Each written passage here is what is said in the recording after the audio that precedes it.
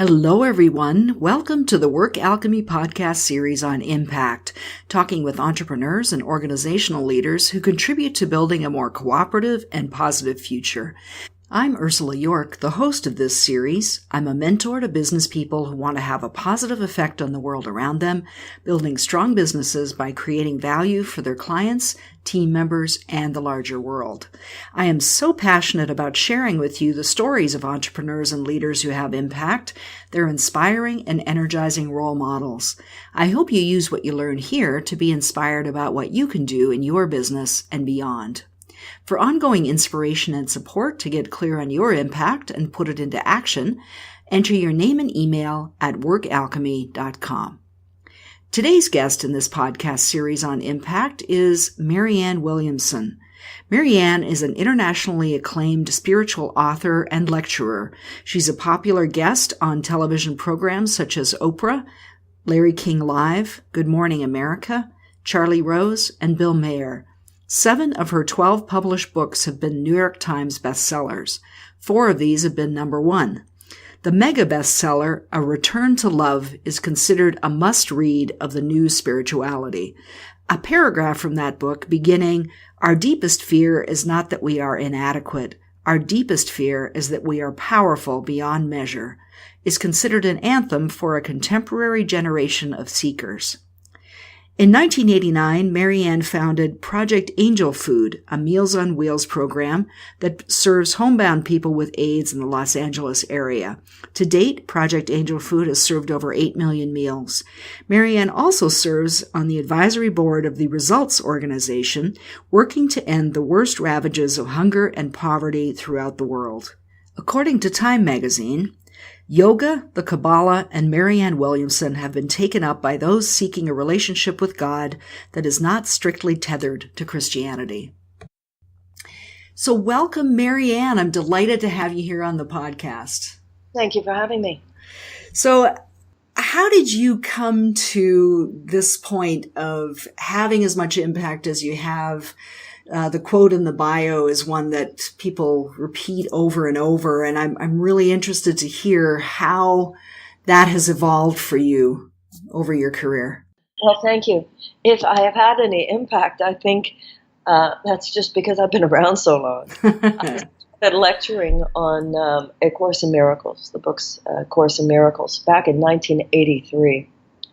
I wrote my first book called A Return to Love, Reflections on the Principles in A Course in Miracles, and that was published in 1992.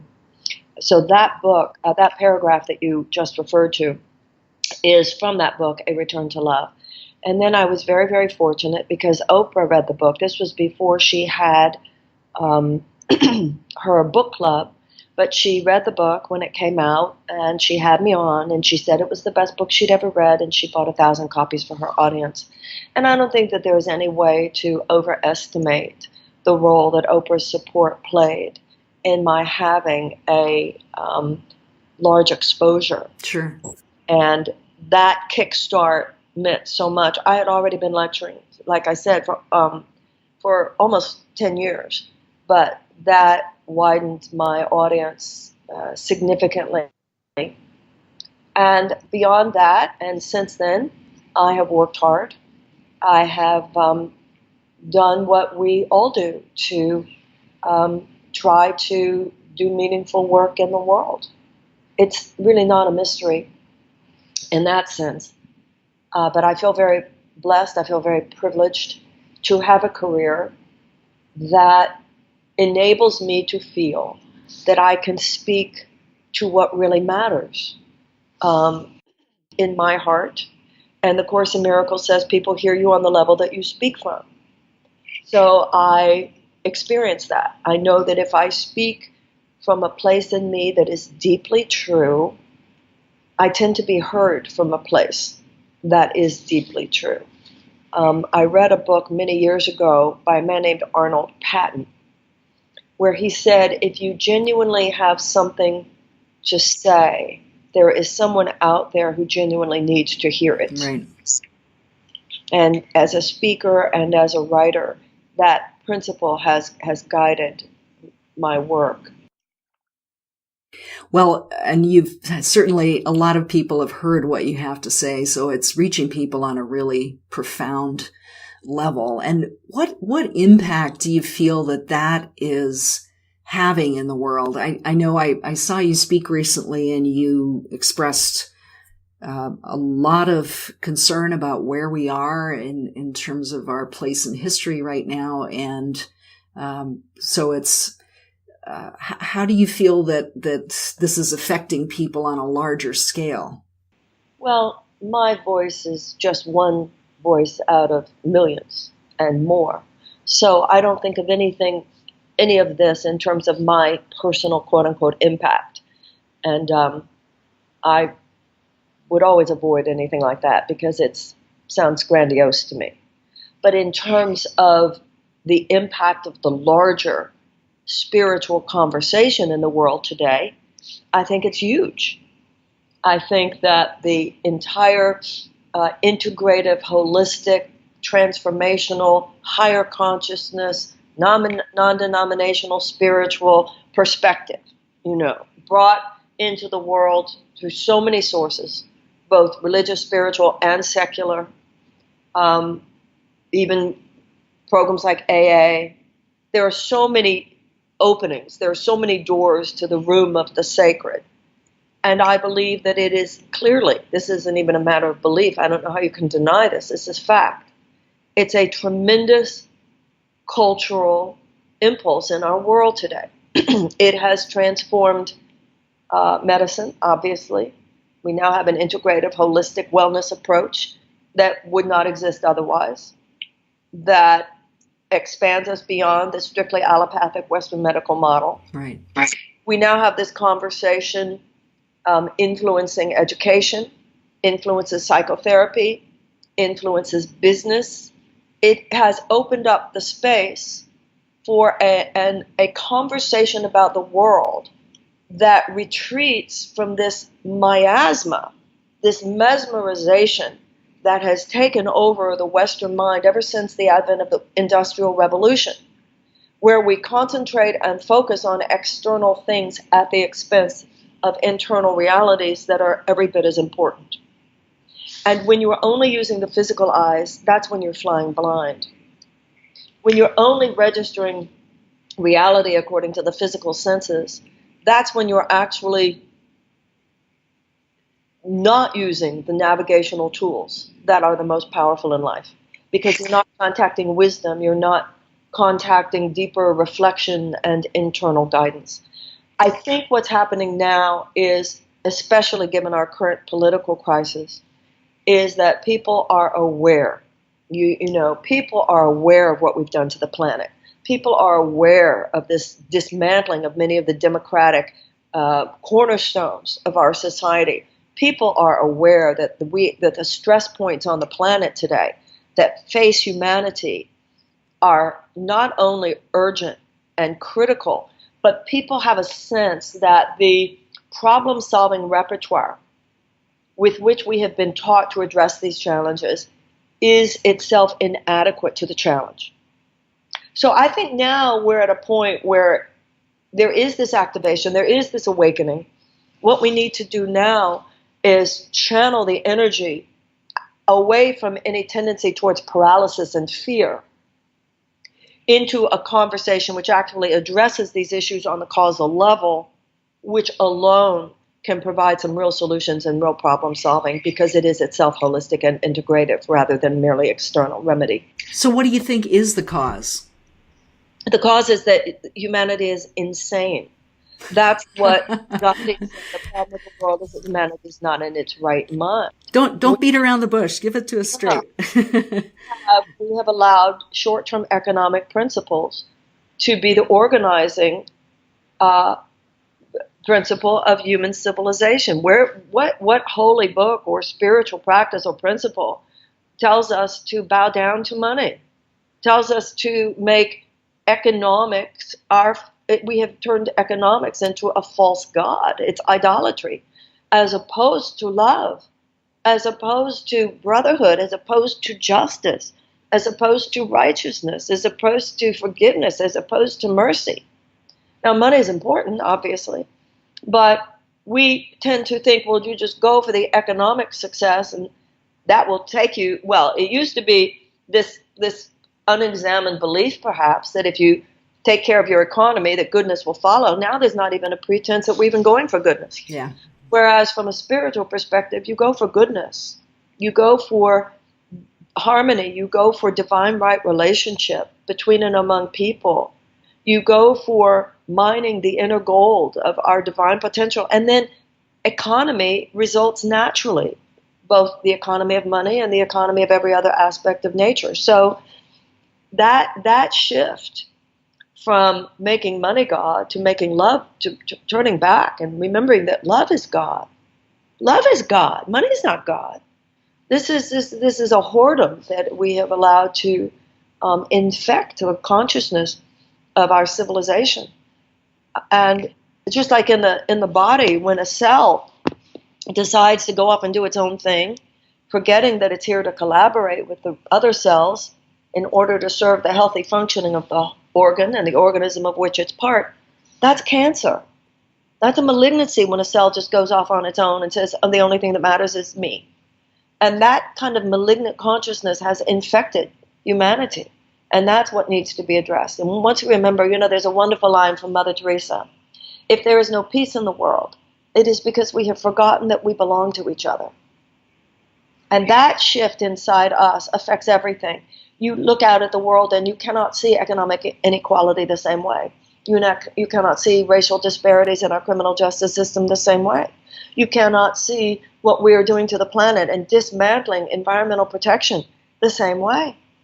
You cannot see any of the issues of the day in the same way when you realize that no matter what the expression, whether it's in an individual life or on a collective level, the deeper question is, do we or do we not belong to each other? And are we or are we not brothers in this planet, on this planet? I think that's so well said. And the irony of it is, and you and I are both business people, and the audience for this podcast is largely entrepreneurs and organizational leaders. The irony of it is that, yes, business is based on profit. It's an essential aspect in order to keep a business viable. And yet we have to be interconnected with our clients, our team members, all of that in order for businesses to function as well. So it's this concept that's just been turned on its head, where money has become the paramount principle rather than the connection. Well, you just said something very interesting.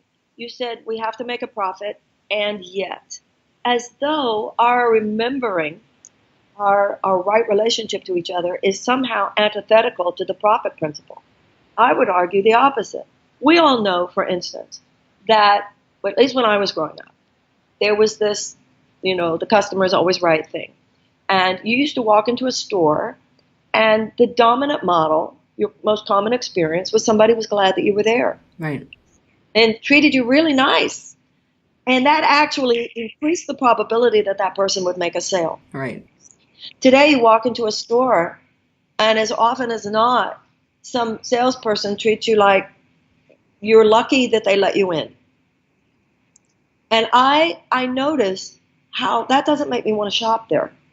Right. So I don't think that treating each other right is antithetical to the profit principle. I think that there is a righteousness in a healthy, ethically based free market. I try to create value, and if that has value for you, and I don't want to manipulate you, that really moving from a sales mentality to a service mentality, I don't want to manipulate you, but if this would add value to your life, I want you to know about it, and then you give me money, so there is an exchange of value. I created value, you give me money, I give you the product, we both walk away having won. So there's something beautiful about that. It's when the profit motive is turned into ultimate motive that an actual perversion of the system sets in, where my concept of selling has more manipulation than service involved, where my goal, because profit is my only bottom line, manipulating you to buy the product whether you need it or not, to create the appetite within you, whether you need it or not, becomes paramount. Mm-hmm. But I believe if we all follow what's in our hearts and create that which we feel moved to create, it goes back to Arnold Patton. If you genuinely feel moved to create something, there's someone out there for whom the creation would be a service. Well, and you speak to this really, and I completely agree with you, and I perhaps didn't put it as clearly as I would have liked, but I completely agree. And I think that a lot of the manipulation in marketing that people have such a hard time with, both following this model that works of marketing, which is can have a manipulative basis, that and being taken in some way or responding to that in a way that doesn't feel good either. That speaks to those issues as well in having a business. And how do you put the word out about the value that you have and that you have to offer, and how do people respond? I think it has to do with the consciousness with which we do it. And I think every business person makes decisions. I mean, I as much as anyone, let's say I do an online class, sitting around the table with my team, what do you think we should charge for this? And because I'm a spiritual student, I'll say, okay, everybody close your eyes. What are you getting? It's amazing how many times people will get the same number. Then there's the conversation. Is that too much? Is that too little? Does that feel right? Does that feel right? And does that match? You know, there is a golden mean in life. It's like you have to eat, but you can feel when you ate too much. It's like when you have $50 to spend and you go to the shopping mall and you know that $50 is a reasonable something for you to spend. Then you look for, let's say, a sale, and I find a beautiful camisole or something. And I come home and I'm all excited because look what I got for this $50. But if I allow myself to spend $75, I come home. I'm happy for a few minutes, but then I start to have this really uncomfortable, disturbing feeling because I know I spent too much. It actually undercuts my joy. Right. The gut, this is kind of what I meant before about being guided by internal rather than merely external means. How much you spend, how much you charge. These are expressions of your humanity. Everything we do is an expression of our humanity. And when we're only coming from, how can I get more? It throws off the balance of your own life. It lacks righteousness, right-useness. So I think that when it comes to business, we want to remember that it's all a part of the larger fabric of a society, and we're all affecting each other all the time. And everything has become so bloated. Everything has become too big. It's like, instead of, and I remember once I was going through something with money in my own life, and I thought, Marianne, you're gonna have to stop shopping. Just look in your closet at what you have. And I realized that was a very good correction, because I noticed I had things that I'd sort of forgotten I had. That I would have 3 shirts, and I thought, why do I have 3 of these? Not only did I have 3, but I had actually, if I'd had the money, probably would have gone and bought another. Now, don't get me wrong. I'm a person who enjoys material things, and I enjoy shopping. But I also know that there is that golden mean, and it applies not only to what I buy, but it applies also to what I charge in my career. That gives that there is a healthy abundance, there is a healthy flow, there is a healthy ability to allow your material plane to support you and uplift you and bring joy to yourself and others. And then there is this space beyond that, into which we are too easily lured in today's society. Well, there's so much emphasis on acquisition. I mean, what you spoke about around, looking in your own closet. 7 years ago, I got rid of most of my belongings and went traveling.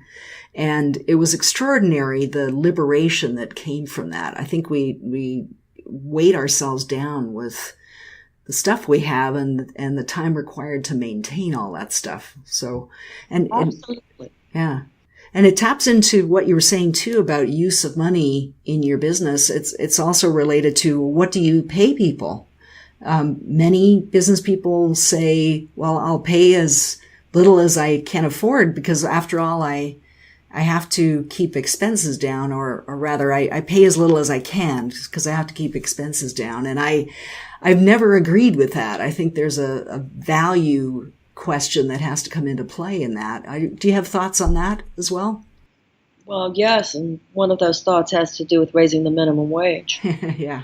See so many people in our society working 2 and 3 jobs just to make ends meet. You know, when we were younger, people who worked at like fast food restaurants and jobs like that to be teenagers after school, or just some part-time jobs that younger people, well, it wouldn't be teenagers necessarily, but younger people just getting started.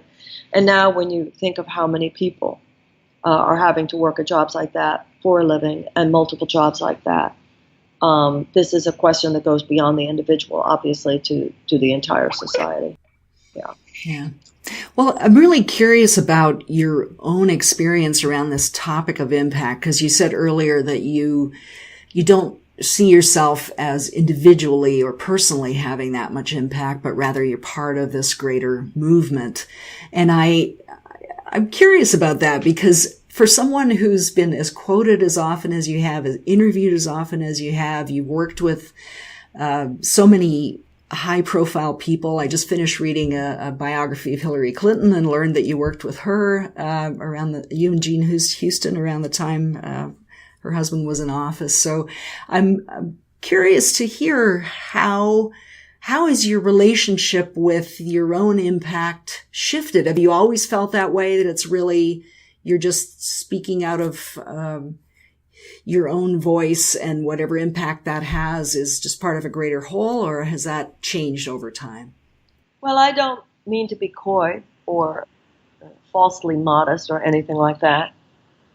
I just think that conversation is best approached by others than by me. I don't wake up in the morning and think I have an impact. It's just not the conversation in my head. I am grateful because I do see what you're saying, but I have a 35-year career, almost 34 years, and I've written a lot of books and I've given a lot of talks.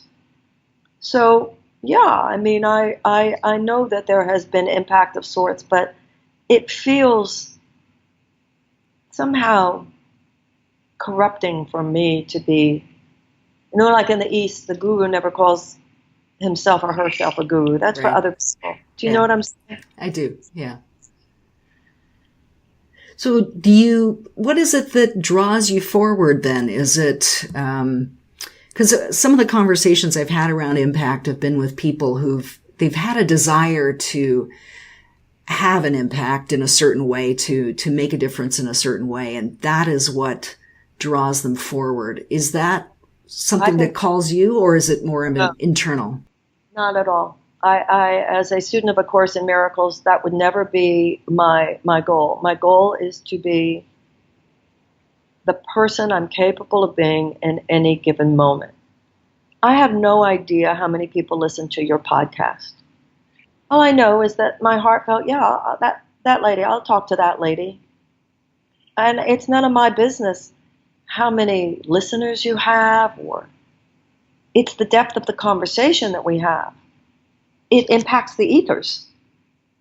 And all this business people have today of, I want to get my message out. It's ambition posing as something else. I think the point is to get your message in, at least for me. I want to get my message in. I want to practice what I preach to the best of my ability. And if I practice what I preach, when I am, life works, including commercial success. When I don't, I mess things up like anyone else does. So when you make your focus anything other than your own personal righteousness, your own personal impeccability, you're on thin ice. And the goal of getting my message out, having an impact. What are you, chopped liver? You're the person in front of me at this moment. Notice how many people who quote unquote want to have a major impact, somehow that seems connected at times to almost ignoring the moral imperative of the relationship to the person in front of you. So that's what is most important. The person in front of you and rising to the occasion of whatever circumstance you're in. And what I found in my life is if I try to be the person I'm capable of being in any situation, in the present, the future unfolds according to that. You're always programming the future in the present. And it's been in those moments where I have not been careful enough, I have not been conscious enough in the present to be reflective, to be wise, to be kind, to be compassionate, to be caring, to be generous, that things get off. There's always a consequence to that. And that applies in your professional life as well as your personal life. So rising to the occasion of the angels of your own better nature in any moment is the key to success, professionally as well as personally, because they aren't two separate categories the way we pretend they are. Right. I love that clarity around everything being in the moment and that we're creating the future, in essence, by how we're showing up in the present. And right. I am interested in hearing, how do you support yourself in staying that present, in being that connected to yourself as you're connecting one person to one person? How do you help maintain that? Well, the biggest mistakes I've ever made came when I was moving too fast. Not honoring the importance of time to reflect, prayer, meditation. The French philosopher Blaise Pascal said that all problems in the world stem from man's inability to sit quietly in a room alone. When I think of, and this is as true professionally as it is personally, when I think of my mistakes, my biggest mistakes, the question always becomes, had I meditated that morning? Had I prayed? One very big professional mistake I made in my life, I spent years, and it's been many years, thinking, if only I'd say, could I have the weekend to think about that? I didn't have to say I need to pray about it. Maybe that may or may not have been something, which in that case, ironically, would have been okay. But in most professional situations, it would not be appropriate to use that language. But the most powerful people don't have a problem saying, I need to think about that for a while, please. If I could have a day to think about that. If I could have the weekend to think about that. We wake up in the morning and we rush to the newspaper or the television, and we don't take the time to meditate. We don't take the time to pray. We don't take the time to center ourselves. We don't take the time to think about important things, the God of our understanding, love. You know, when you wake up in the morning and you do take that time, even 5 minutes in the morning, and send your love and your blessing to all your employees that you're going to see that day, all your employers, all your colleagues, all your associates, everyone you're going to meet that day, it puts you within a different psychic universe. And all minds are joined. People can feel when they've been blessed. You walk into a business meeting and just look silently and bless everyone who's there. People won't know why they like you, but they will know that it felt good when you walked in. Right. Just like when you walk into a meeting and you're angry and you're upset, people feel that. And so taking the time, to actually do that, and it's not even a lot of time. Too often we're so busy, we're so hurried. And that's why everybody's so anxious. That's why everybody lacks impulse control. That's why everybody's rushing to take a drug to calm themselves down these days. It's insane where we have come. Yeah. And we have to dismantle that craziness, one move, one thought, one action at a time. I wonder too if there's a profound kind of lack of self-awareness or self-confidence, I guess is a word that could be used, when we don't recognize that how we are, our presence, does affect other people. I mean, I think ironically,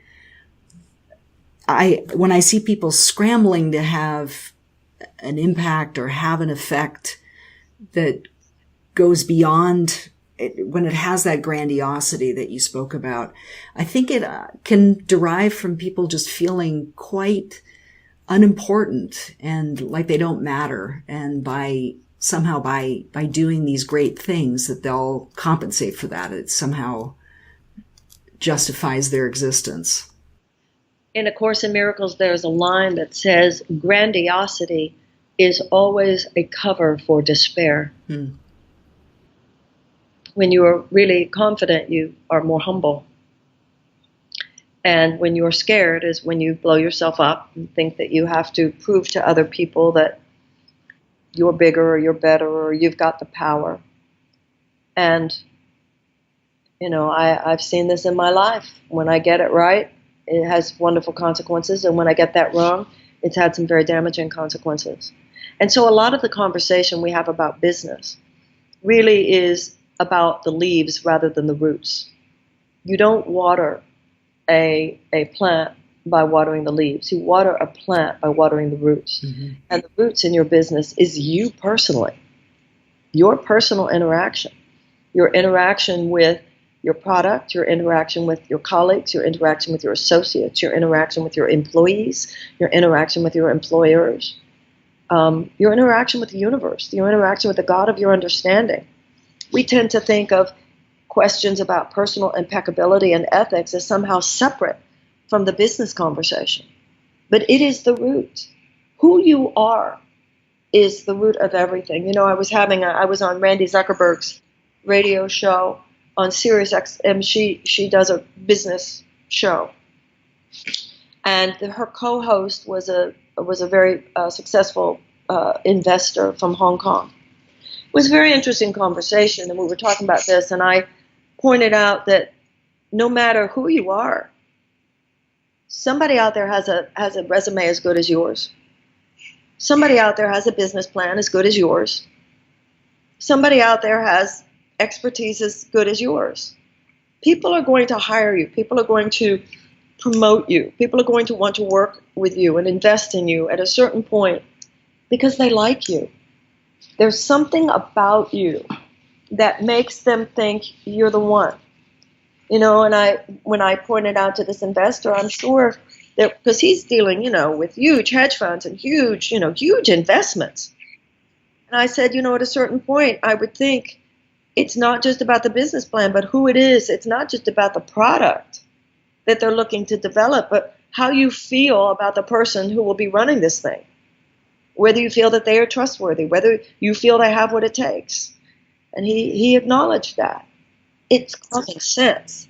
It's just that when we read, when we go to business school or whatever, often that part of the conversation is left out. It's like how many people go to medical school and are not taught about nutrition. It's the same thing. Sometimes, given the worldview that dominates our culture, our eyes are so mesmerized, as I said before, on external issues that we are blind to some of the things that matter most. Well, when we're looking at business on a spiritual level, really, which I believe is what you're talking about, then how some of the things that people struggle with when they feel if you give yourself over to this spiritual way of being, or that you're really focused on that you somehow become disconnected, or that the physical world doesn't matter at all. Well, I know, and that's the problem, and that's one particular religion that fosters that. This idea that you can serve God or you can be happy. Right. Serve God or have a kick-ass business. Serve God or make money. When serving God just means Serving love. Seek ye first the kingdom of heaven, all else will be added unto you. Seek ye first the kingdom of heaven, the Maserati will get here when the Maserati gets. So really, serving God means serving love. There is no greater abundance because it means fueling the better part of your own nature, your own clarity, your own right relationship with other people, your own right relationship with your own productivity.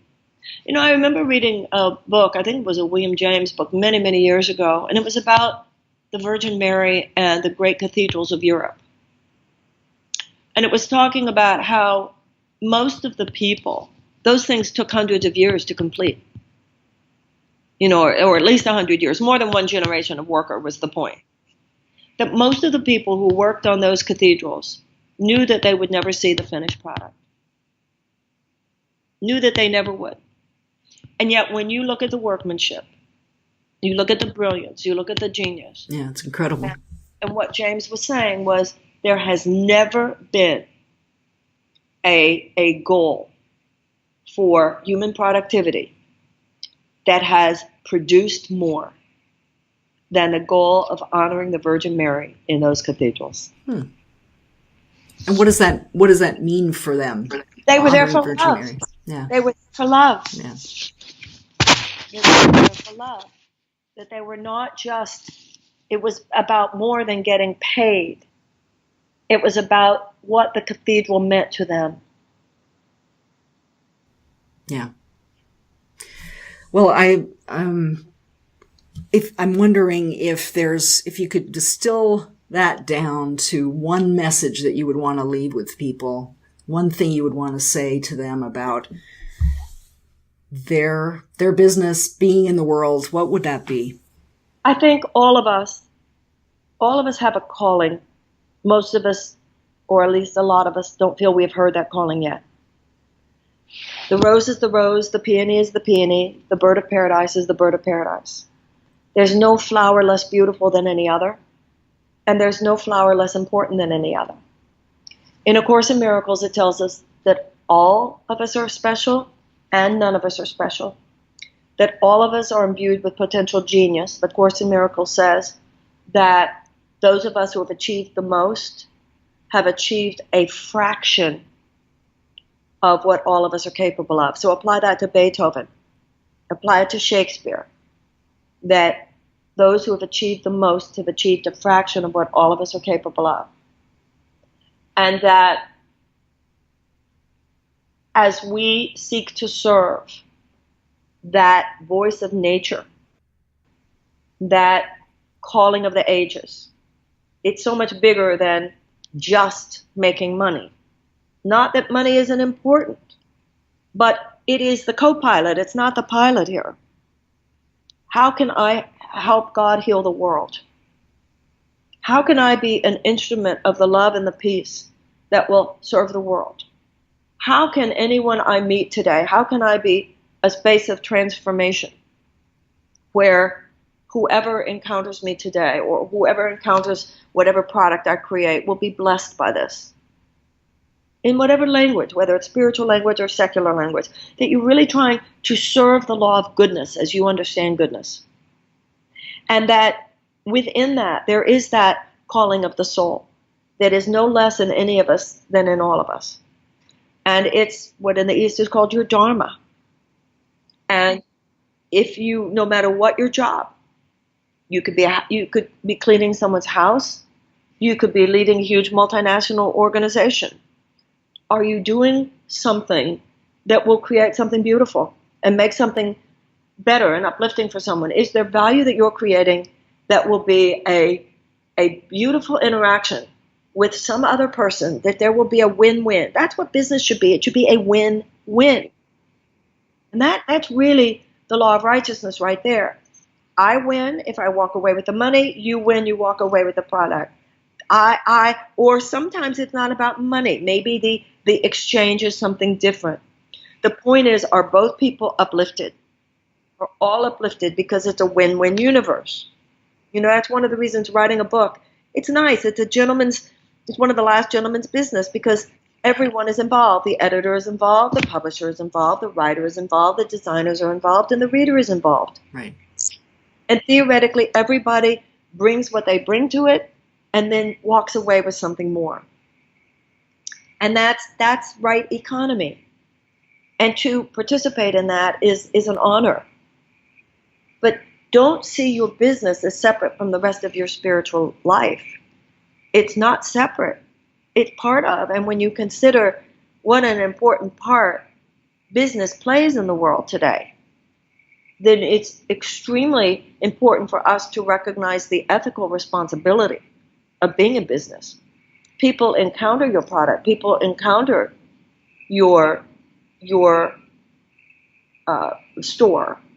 And that matters, not because whether or not they will buy there, but how their life will be affected by having been there.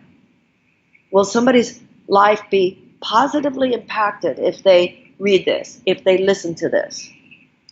And that's the opening of the inner eye.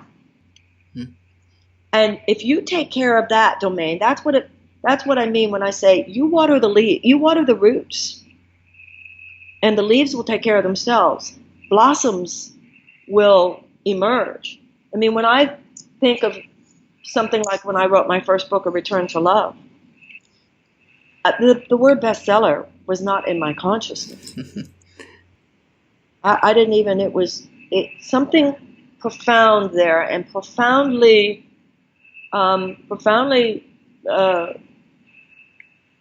abundant on a material plane emerged from two things. Number one, I didn't know to do anything more than to write a good book. Nothing else was in my consciousness than to try to serve the product. And also during that time, I had been very involved with the AIDS crisis. And I always felt when that book came out that in part it was the universe responding to the many hours and weeks and months that I had spent on an act of love that had absolutely nothing to do with money. Mm-hmm. So I think the universe responds to all kinds of things in whatever way that is most appropriate to the upliftment of your life and the lives of others. And I anytime I've tried to lose weight, I've gained it. Anytime I've tried to make money, I've lost it. Just serve the good, the true, and the beautiful as you perceive it. And the conversation around money becomes healthy. I've noticed a lot of people who are afraid to talk about money. But sometimes the people who say, oh, it's not about the money, then end up doing things that I think financially are uncool. You know what I'm saying? I'll say sometimes, no, it is about the money. Because money, within a particular conversation, it might be about the money. But the point is, bring your goodness, your ethics, and your reasonableness, your integrity to that as much as to anything else. Right. Yeah. Well, Marianne, thank you so much for sharing your message. I love that you bring every aspect of yourself, your intellect, your business acumen, your worldwide perspective to this return to love that you wrote about in your first book. It's really an enduring message and one that you've consistently brought. So I so appreciate you being willing to be here today and talk about that and what that means for you. So thank you for joining me today. Thank you so much. I so appreciate it. And God bless you, Ursula. Thank you. So if people would like to get in touch with you, what's the best way for them to reach you? Marianne.com. Marianne. Great. Thank you. And thanks for the work you're doing in the world. This has been amazing to be able to talk with you about that. So thank you. Join us for more podcasts on impact. Subscribe to the Work Alchemy podcast channel on iTunes or Stitcher Radio so you'll be notified as soon as new podcasts are available. Thank you to everyone listening for being here. Until next time, to keep that positive flow of energy going in your business so you can have your own impact, join our community of entrepreneurs like you by entering your name and email at workalchemy.com.